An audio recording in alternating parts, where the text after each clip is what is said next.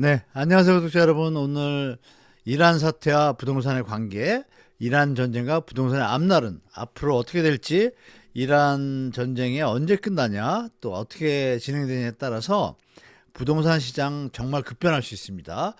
여러분 아시는 것처럼 이 자동차 휘발유 값이 너무 많이 올랐어요. 이 강남 같은 데는 2,596원까지도 갔었고, 정부에서 좀 나서가지고 지금 조금 뭐 진정되는 기미가 보이지만 주유소마다 뭐 다 틀립니다.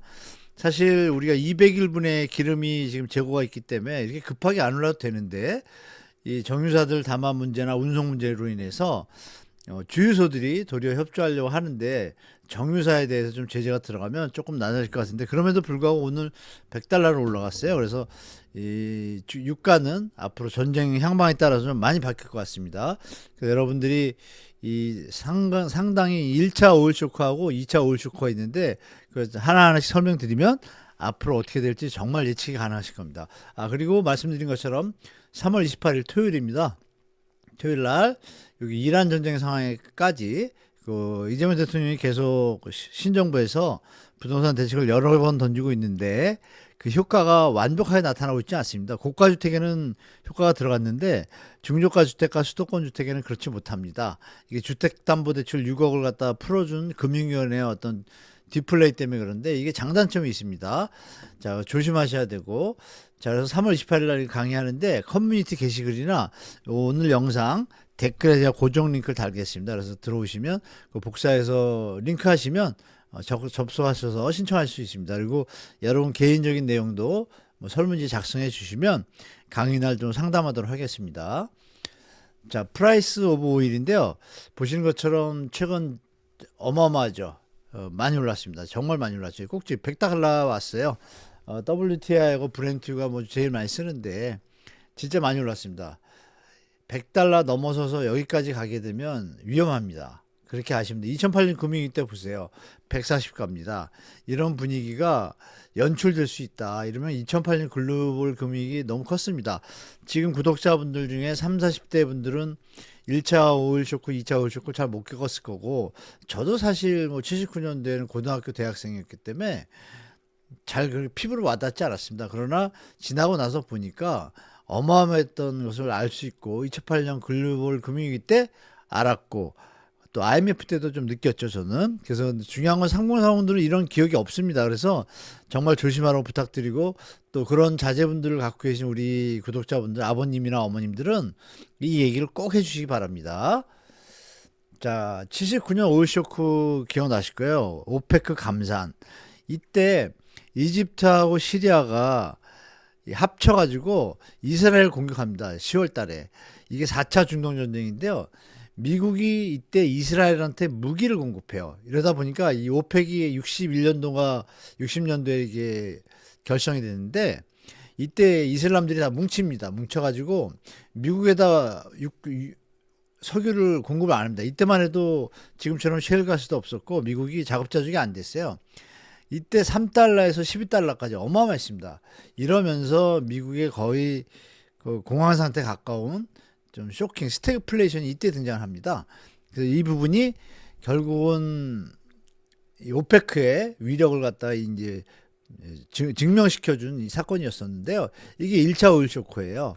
그래서 이때 스태그플레이션이 이때 등장을 합니다. 1965년도에 그 영국의 재무부 장관 있던 분이 70년, 71년에 재무장관이 됐는데 65년도에 이 얘기를 합니다. 물가는 오르고 경기는 침체되고 최악의 경우 임금은 오르지 않고 이런 최악의 경우가 도래할 수 있다라고 미리 경고를 합니다. 근데 이때 이미 영국은 그걸 겪고 있었어요.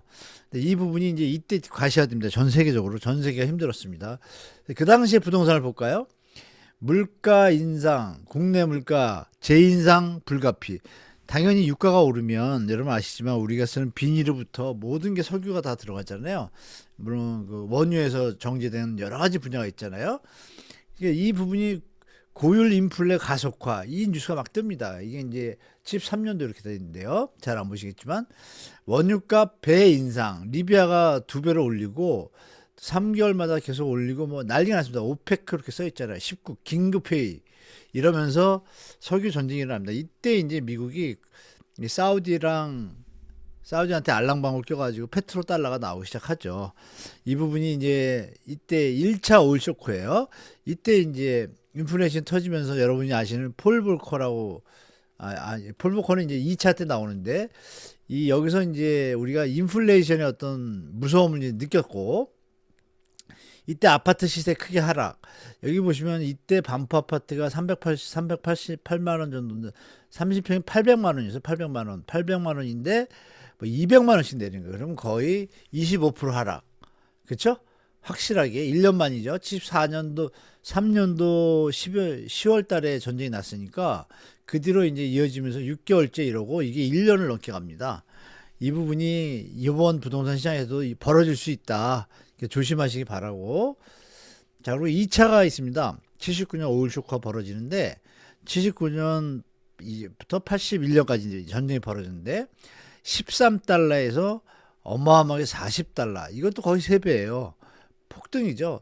이때 아시는 뭐 뉴스에 많이 보신 팔레비 정권이 와야 되고 이란 혁명이 벌어지죠. 이슬람 공화국이 이때 설립이 됩니다. 이때 그러면 혁명이 일어나면서 파업이 일어나고 이란이 600만 배럴을 생산하는데 200만 배럴로 생산이 급감을 해요. 그리고 그 이어서 바로 이란하고 이라크가 또 전쟁이 벌어집니다. 이건 뭐 나중에 말씀드릴 텐데 이러면서 미국의 스태그플레이션이 드디어 발생을 합니다. 그리고 1979년에 그 유명한 키 2m의 폴 보커 연준의장이 취임을 했는데 이때 미국의 금리가 한 11% 10%대였어요. 그런데 이거를 20%까지 올립니다. 팍! 금리를 올리고 나니까 처음에 1, 2년 너무 힘들었어요. 너무 힘들었는데 거품이 많이 제거가 됐죠. 그러고 나서 미국이 81년, 82년부터 2001년 IT 버블 터질 때까지 20년 동안 거의 뭐 골드락스의 시절을 보냅니다. 미국이. 그래서 거품 한번 없어져야 됩니다. 근데 그때가 지금 오고 있는 것 같아요. 제 생각에. 여러분도 그렇게 보셔야 될 것 같아요. 자, 그래서 부동산 경기 사경을 헤맨다. 뭐 이런 표현까지 나옵니다. 이때는. 아파트가 20, 30%또 떨어집니다. 물론 이 중간까지 또 계속 올랐죠. 이 시기를 조심해야 되는데 지금 그런 시기가 올 가능성이 없지 않아 있습니다. 이 부분이 여러분이 이란 전쟁 뉴스를 이제 하도 보셔가지고 조금 피곤하시기도 하지만 냉정하게 보셔야 돼요. 그래서 특히 주식 요새 많이 하실 텐데 이란이 장기전으로 갈 기미가 있으면 조금은 차익 나셨으면 실현하셔야 되고요. 절대 추가적으로 매수하는 상황은 아니라고 좀 분명히 말씀드리겠습니다. 자, 여기 보시면 침체로 일관된 부동산 경기 뭐 이런 분위기예요. 그러니까 우리 시청자 여러분들은 이란 이 상황을 꼭 잘 보셔야 되고 여기 보시면 이니셜 샤크, 크루드 오일 서플라이 쇼크 이렇게 그림이 이렇게 있는데요. 여기 보시면 이제 물가가 이렇게 오르고 그리고 이 경제에 충격을 주면서 인플레이션과 이 현상이 리세션이 벌어지는 거죠. 그러면서 여기 보면 주택이 있잖아요. 여기 써놨죠. 오일 쇼크, 스태그플레이션, 리얼 에스테이트 디맨드 슬럼. 수요가 완전히 죽어버리면 부동산 가격 붕괴죠. 디클라인. 하락이 아니라 붕괴 수준으로 간다. 20, 30%, 40% 빠질 수도 있다. 이런 것을 이제 그림으로 이미 다 증명이 돼 있어요. 그래서 이 여러분이 아쉽게 지금 여기 제가 써놨잖아요. 생산 재개. 이게 뭐냐면 지금은 이제 원유가 해가지고 쭉 받아가지고 저장고에 넣잖아요. 저장고에 넣으면 이게 나가야 되잖아요. 나가야 되는데 지금 호르무즈 해협이 막혔죠. 그럼 저장고에 꽉 차 있으면 계속 상산하던 원유를 스톱을 해야 되잖아요. 이게 뭐 아시는 분도 아시겠지만 다시 가동을 하려면 한 2, 3주 지나면 이게 원유가 굳어요. 파이프 안에서. 이러면 이제 이런 과정을 거치는 거예요. 생산도 재개하려면 안전점검하고 환경검사하고 청소 다 한 다음에 또 굳어버린 원유를 갖다 다 일일이 닦아야 돼요. 이게 완전히 굳어버리고 이렇게 되면은 생산이 일단 중단되면은 정상화하는데 3개월 이상 걸립니다. 근데 이 원유가 굳는 게 3주에서 한 달 사이면 굳어요. 그러니까 이 부분이 민감한 시기가 언제예요? 3월 말 정도예요. 2월 28일인가 전쟁이 터졌잖아요. 3월 이번 주 전쟁이 정리가 안 되면 제가 볼 때 말씀드린 대로 좀 대비를 하셔야 된다. 유가 더 오를 수 있다라고 저는 보고 있습니다. 자, 그래서 잠시 그 호르무즈 해협 상황을 좀 잠깐 볼게요, 여러분. 자, 이게 그 호르무즈 해협인데요. 보시는 것처럼 제가 동영상을 틀어볼게요. 자, 보시면 이게 빨간 게 유조선이에요. 유조선이 잘 다니다가 어느 전쟁 나고 나서부터 시간이 지나니까 이렇게 여기 모여죠. 정박을 하게 되고 그 시간이 더 지나니까 어떻게 돼요? 막 이렇게 잘 막 다 타다가 또 풀리는 것 같다가 이제 막 여기 모여 있어요. 가지를 못해 여기를. 이건 상선들인데 유조선 빨간 것들이 지금 여기를 못 가잖아요. 그러니까 말씀드린 대로 요 항구가 이제 그 아랍에미리트 이 욕인데요. 그 송유관이 지나가는 욕인데 요 항구인데 여기만 왔다 갔다 하는 거예요. 너무 밀리니까 순서 기다렸다가 왔다 갔다 하는 거예요. 그러니까 이 부분이 지금 여기는 가지를 못하니까 여기 원유 지금 거의 스톱된 상태라고 보시면 됩니다. 이 상태. 그래서 이게 조금 더 오래 가면 정말 심각한 상태가 된다는 걸 아시겠죠? 자, 이렇게 지금은 거의 정박 중이에요. 정박. 어떻게 들어가지도 못하고 밀리니까. 그러니까 이런 그 상황을 볼 때 우리가 알 수 있는 게 뭐예요, 여러분? 아, 이게 조금 더 가면 말씀드린 대로 그 파이프라인이 굳게 되면 다시 재개하는 데는 정말 시간이 오래 걸린다라는 걸 알 수가 있죠. 그래서 그 부분을 잘 챙겨 보셔야 됩니다. 자, 그래서 이렇게 보시는 것처럼 이렇게 이런 과정이 필요하면 3개월 걸린다. 그러면 정말 트럼프가 악수를 던진 게 나타날 수 있다. 그래서 지금 이 상황에서는 여러분들 좀 신중하게 절대 주식 요새 좀 붐이 불어서 하시는 분들 꽤 계실 텐데요. 신용융자 뭐 이런 거 대출 받으시면 빨리빨리 정리하셔야 돼요. 이 태풍이 지나간 다음에 하셔도 늦지 않다라고 좀 말씀드릴게요. 자, 그래서 최근에 이 여러분들이 들어보시는 그 블랙락이라고 있습니다. 그 사모펀드 큰 데가 있어요. 여기가 여기 보시면 환매 중단이 벌어지고 이렇게 블루 아울이 먼저 터졌고 이게 뭐냐면 그 모기지 금리가 많이 올라가지고요. 대출이 잘 안 되니까 사모펀드에서 이 대출 영업을 하기 시작했어요. 이게 이제 꽤 됐습니다. 1, 2년 됐습니다. 근데 돈을 많이 들어갔는데 지금 이상한 현상이 벌어지고 있는 거예요. 여기 보시면 38억 달러 이거 한 우리나라 돈 한 5조 6천억 대요. 6조 가까이 됩니다. 이게 막 지금 막 그런 일이 벌어지고 있는 거예요. 이게 2008년도에 초반 모습과 약간 연이어서 블루아울이 먼저 그러더니 또 블랙락이 이제 이 일이 벌어진 거 블랙스톤까지 이게 연타로 벌어지니까 뉴스에서 보셨을 거예요. 이거는 뭐 대비하셔야 된다고 저는 말씀드릴게요. 솔직히. 그래서 이 사모펀드가 위험하다는 거는 지금 은행들은 사실 예전에 뭐 은행 하나 파산됐었잖아요. 예전에 2008년 글로벌 금융위기 때도 1, 2년 전부터 이런 현상들이 있다가 터졌습니다. 근데 요번엔 잘 넘어갈 수도 있지 모르지만 이란 전쟁이 지금 정말 이게 변수가 됐습니다. 제가 볼 때 유가 조금만 더 올라가면 안 좋은 일 벌어질 수 있는 상황이 좀 도래하고 있다. 이렇게 말씀드릴게요. 자, 이게 안 나와요. 이게 잠깐만요. 네, 죄송합니다.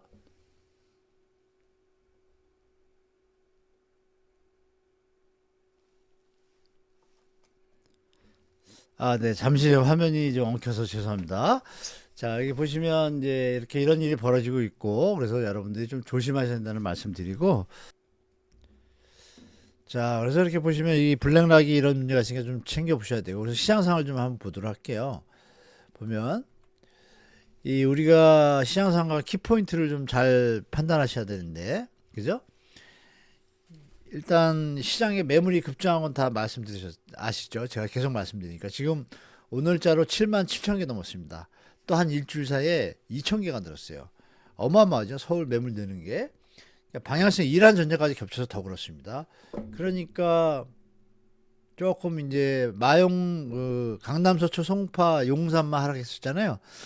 저번 주에는 강동도 하락했습니다. 근데 이 지표가 제가 부동산원 통계가 좀 어떤 땐 쓰레기통이라고까지 얘기하잖아요. 그 방향만 봐야 된다고. 그런데 KB 통계로는 별로 또 안 내려갔어요. 그러니까 이게 주담대 6억을 풀어준 게 양면의 칼날인 거예요. 아니 30억짜리 집을 2억밖에 대출을 안 주는데 10억짜리 집을 6억을 대출해줘요? 4억으로 줄였어야죠. 그러면 이렇게 중저가도 이렇게 안 올랐고 가격은 더 내려올 수 있었는데 금융위원회 또 꼼수에 이 시장이 지금 강박을 보이고 있는 것 같아요. 이 부분을 계속 얘기하고 있는데 자, 좀 안타깝습니다만은 정부 대책이 추가로 나와서 확실히 되면 공급 대책 이런 것들이 조금 정부에서 좀 신경을 쓰는 것 같으니까요. 좀 기다려보고 3월 들어서 거래량이 급감했습니다. 한 3, 400개밖에 안 됩니다. 지금 보름이 됐는데 저번 달하고 완전히 틀려요. 4월 달 되면 더 오를 것 같고 4월이면 이제 색깔이 확실히 나올 것 같습니다. 시장 키워드는 결국 이란 전쟁의 휴전 종전 여부입니다. 이게 3월 요번 주 말까지 그리고 요번 주 말씀드린 대로 요번 주 금요일이 미국 그 옵션 만기이잖아요. 선물 옵션. 이런 부분이 여기서 겹쳐가지고 아까 말씀드린 블랙락 환매 사태 이거하고 겹치면서 뭐 펀드런 나오면 뱅크런은 들어보셨지만 펀드런은 못 들어보셨잖아요. 펀드런 얘기가 미국 뉴스에 계속 나오고 있어요. 뱅크런이라는 소리는 없고 그럼 이게 정말 주의해야 되겠죠, 여러분. 그죠? 이 부분 좀 정말 주의해야 되고 3월 2주차 강남 서초 송파 영산 제가 말씀드린 것처럼 강동까지 하락으로 돌아섰는데도 불구하고 여전히 전체 평균은 상승을 기다리고 있습니다. 전국 수도권 이렇게 돼 있죠. 수도권 지금 강보합 보이잖아요. 제가 말씀드린 대로 하락을 안 하고 있습니다. 이게 뭐예요?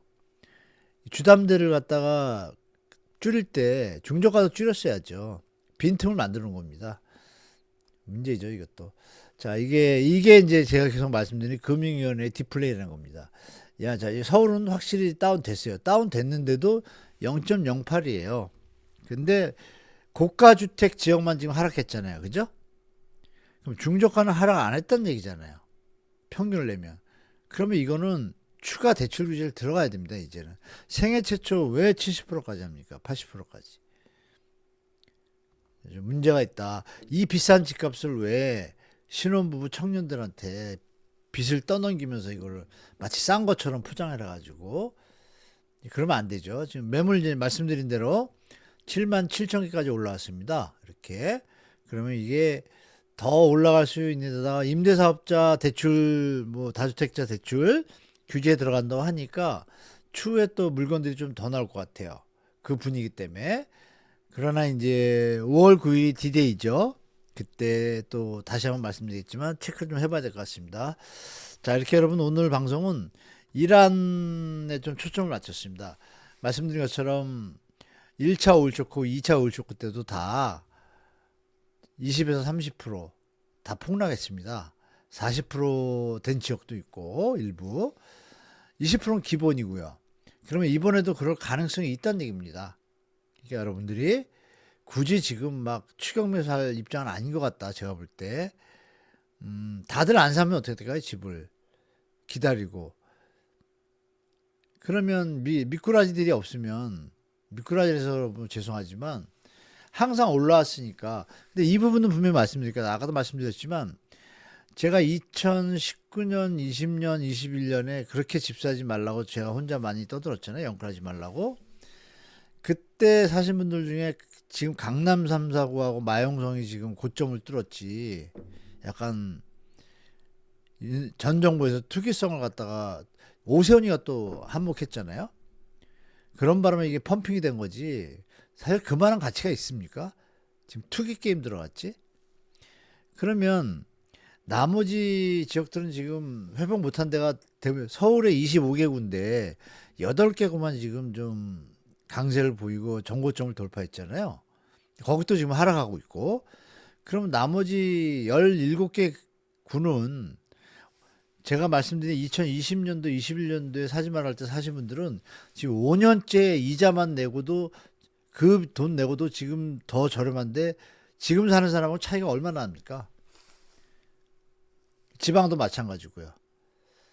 뭐 이상한 안티 분들이 저한테 뭐 하락론자라고 하는데 저는 정상화론자라고 계속 말씀드리잖아요. 우리 구독자 여러분 잘 아실 거예요. 그래서 살 때가 되면 말씀드린 것처럼 뭐 작년 재작년에도 상반기에는 정부가 돈 푸니까 집값 강할 거다. 꼭 필요한 분은 사시라 그랬고 부담되면 사시지 않는 게 좋겠다 그랬잖아요. 제 논지는 정확하니까 그렇게 이해하시고 분명한 것은 이제 7월 달에 세제 개편이 들어와요. 뭐 이런 거 다 체크하시면서 가야 되니까 첫 번째는 이란 전쟁에 대해서 관심을 꼭 가셔야 된다. 뭐 자영업을 하시든 뭐하든 다 그 관심을 가지셔야 돼요. 이게 만약에 길어지면 정말 센, 물론 뭐 우린 IMF도 견뎠으니까 걱정할 필요는 없습니다. 힘들지만 견디는 민족이니까. 그러나 그 시기에 대한 대비가 꼭 필요하다는 거 말씀드리고 오늘 방송 여기서 마치도록 하겠습니다. 다음 주에 우리 재개발 재건축에 대해서 좀 고민이 많은 구독자분들이 말씀 주셨는데 제가 한번 영상 재개발의 장단점, 문제점 뭐 정리해가지고 영상 하나 올리도록 하겠습니다. 자, 시청해주셔서 감사드리고 이번 주 한 주도 행복하십시오. 감사합니다.